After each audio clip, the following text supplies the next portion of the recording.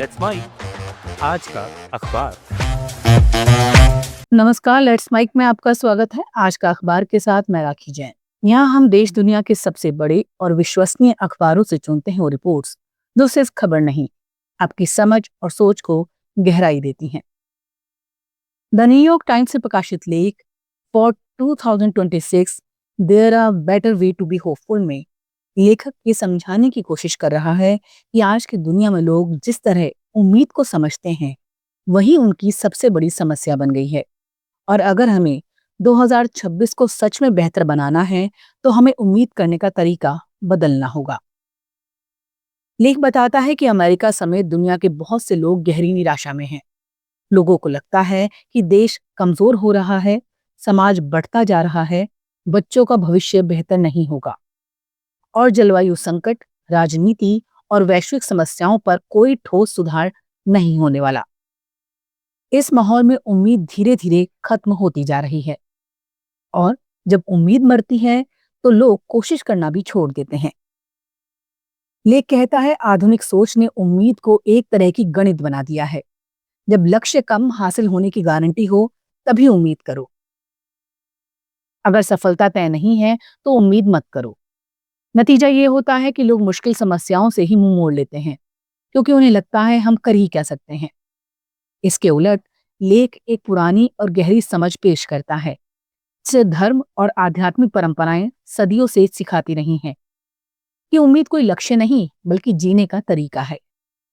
ये इस बात की मांग नहीं करती कि तुम दुनिया बदल ही दोगे, बल्कि ये कहती है तुम सही काम करते रहो, भले ही नतीजा तुम्हारे हाथ में ना हो। ये सोच इंसान को जिम्मेदारी देती है लेकिन बोझ नहीं देती। लेख ये भी बताता है कि शोध से साबित होता है जिन लोगों के जीवन में आस्था, सेवा और सामूहिकता होती है वो ज्यादा उम्मीद महसूस करते हैं और ज्यादा सक्रिय रहते हैं। वो समाज के लिए कुछ करते हैं, दूसरों की मदद करते हैं, राजनीति और सामाजिक कामों में आगे रहते हैं। यानी सच्ची उम्मीद इंसान को निष्क्रिय नहीं बनाती बल्कि उसे ज्यादा साहसी और कर्मठ बनाती है। इस लेख का मूल संदेश ये है कि 2026 के लिए हमें किसी चमत्कार की उम्मीद नहीं करनी चाहिए, बल्कि उम्मीद को एक रोज की आदत बनाना चाहिए। अंधेरे के सामने रोज खड़े होने की आदत, बिना इस शर्त के कि हम जीतेंगे ही। यही उम्मीद इंसान को टूटने से बचाती है और यही दुनिया को धीरे धीरे बदलती है। द गार्जियन में प्रकाशित लेख the best way to get round a difficult problem, do nothing about it. इसमें लेखक बड़ी सादगी से लेकिन गहरे अर्थ के साथ ये कहता है कि कभी कभी किसी कठिन समस्या को हल करने का सबसे असरदार तरीका होता है उसे हल करने की कोशिश ही कुछ देर के लिए बंद कर देना। ये लेख इस आम सोच को चुनौती देता है कि हर समस्या का हल लगातार मेहनत, दबाव और दिमागी जोर लगाने से ही निकलता है। लेखक उदाहरण देता है कैसे मशहूर कैंसर सर्जन माइकल बॉम को कीमोथेरेपी का एक अहम विचार थिएटर में नाटक देखते समय सूझा, जब वो काम से पूरी तरह अलग थे। आर्किमिडीज को पानी के टब में लेटे हुए खोज मिली। अगाथा क्रिस्टी को बर्तन धोते समय हत्या की कहानियों के प्लॉट सूझते थे। यानी जब दिमाग जबरदस्ती सोचने से मुक्त होता है तभी वो असली जोड़ तोड़ करता है। लेख समझाता है कि ये आलस नहीं है और ना ही समय की बर्बादी, बल्कि दिमाग का एक अलग मोड है जहां अवचेतन चुपचाप काम करता रहता है। लेखक कहता है जब हम लगातार तनाव में रहते हैं तो हम सोचने की वो जगह खो देते हैं जहां से नए विचार पैदा होते हैं। आज की भागदौड़ भरी जिंदगी और सोशल मीडिया की लगातार चलती खबरों की दौड़ में सरकारें, दफ्तर और आम लोग सब इतने व्यस्त हैं कि किसी को सोचने की फुर्सत ही नहीं मिलती। लेख आगे ये भी इशारा करता है कि आने वाले समय में एआई और तकनीक अगर इंसानों का कुछ काम हल्का कर दें तो असली तरक्की तब होगी जब कंपनियां उस बचे समय को कर्मचारियों को और ज्यादा काम नहीं बल्कि सोचने, सीखने और नए विचार गढ़ने के लिए दें। गार्जियन का ये लेख हमें नए साल के मौके पर एक सरल लेकिन असरदार सलाह देता है। कभी कभी आगे बढ़ने के लिए रुकना जरूरी होता है। कुछ देर कुछ ना करना भी असल में बहुत कुछ करने का सबसे असमझदार तरीका हो सकता है।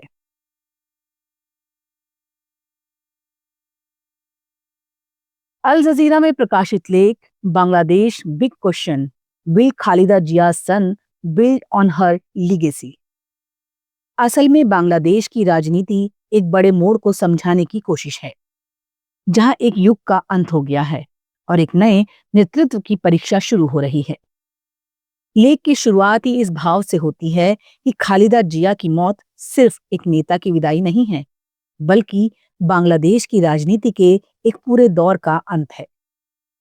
ढाका के अस्पताल के बाहर रोते समर्थक, विशाल अंतिम संस्कार और देश विदेश के नेताओं की मौजूदगी, ये सब इस बात का संकेत है कि खालिदा जिया सिर्फ बीएनपी की नेता नहीं थी, बल्कि पूरे देश की राजनीति की धुरी थी।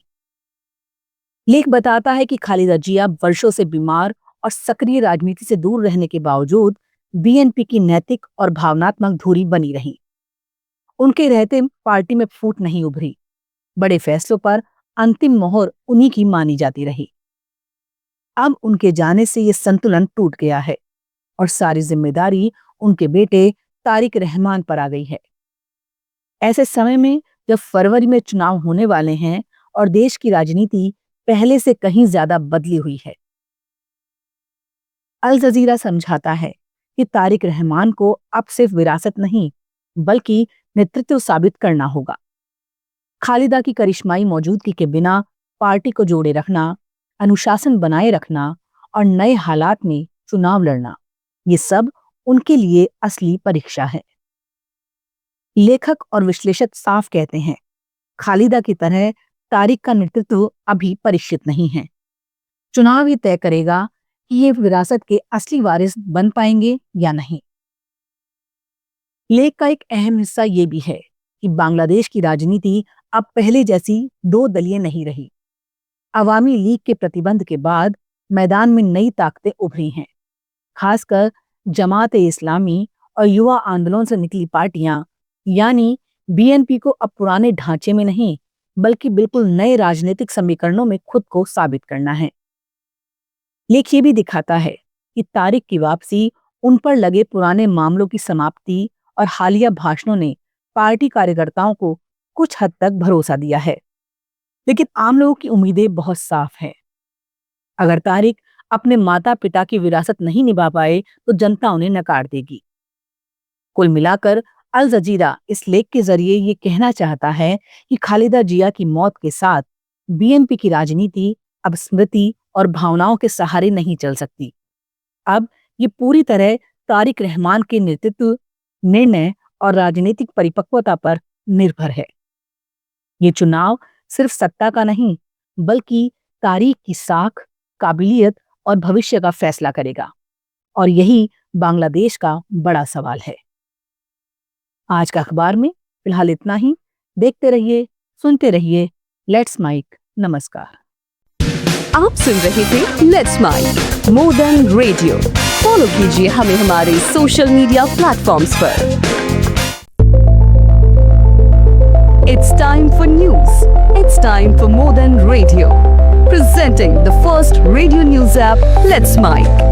Let's Mic, a news-based app on your phone where you get to watch and listen news, talk shows, interviews, radio show podcasts.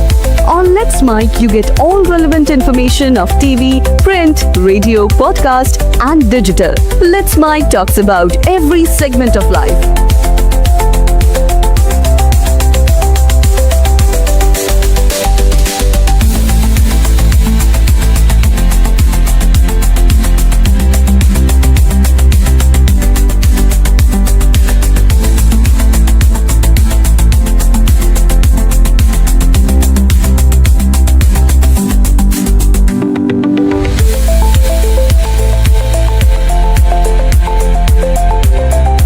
Download the app now from Play Store. Available both on Android and iOS mobile phones. Follow us on YouTube, Instagram, Twitter, LinkedIn, Facebook, Telegram, WhatsApp, Snapchat. Let's talk, let's connect, and let's mic. आप सुन रहे थे Let's Mic More Than Radio. Follow कीजिए हमें हमारे